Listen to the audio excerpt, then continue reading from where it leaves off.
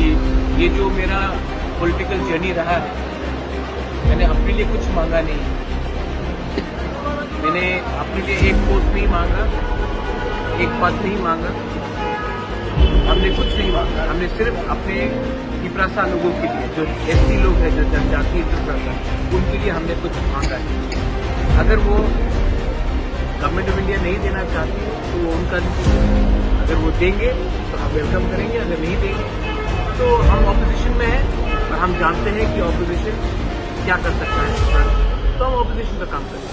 आपका इस सारी क्लास डेट अभी तक ये क्या बोलना? ये सवाल आप होम मिनिस्टर से पूछिए, मुझसे मत पूछिए।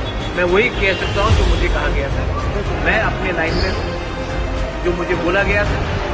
अब अगर उनको कुछ करना है तो हम वेट करेंगे, लेकिन अगर नहीं करेंगे तो हम भी अपने MLA MPC से बात करके आने वाले दिन में हमको क्या करना है उसके बारे में करेंगे।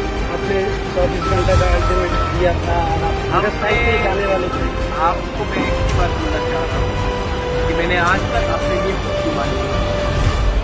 मैंने जो भी डिमांड किया है अपने त्रिपुरा के जनजातियों की डिमांड किया। अगर उनको लगता है कि त्रिपुरा का जनजाति को कुछ मिलना चाहिए तब एक्ट कीजिए।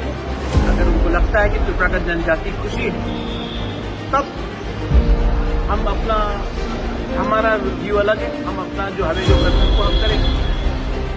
तो बात क्लियर है। आपने जो आप देखिए ये सवाल आप देश के होम मिनिस्टर से पूछ लीजिए। मैंने मुझे जो बोलना था मैंने बोल दिया। अब मैं अपने MLA MPC से बात करूंगा।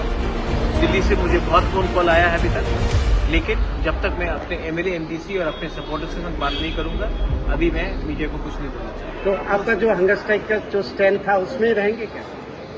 दिल्ली से बहुत फोन कॉल आया है। अगर आपको भी मेरे साथ हंगर स्ट्राइक में ज्वाइन करना है तो यू आर मोस्ट वेलकम।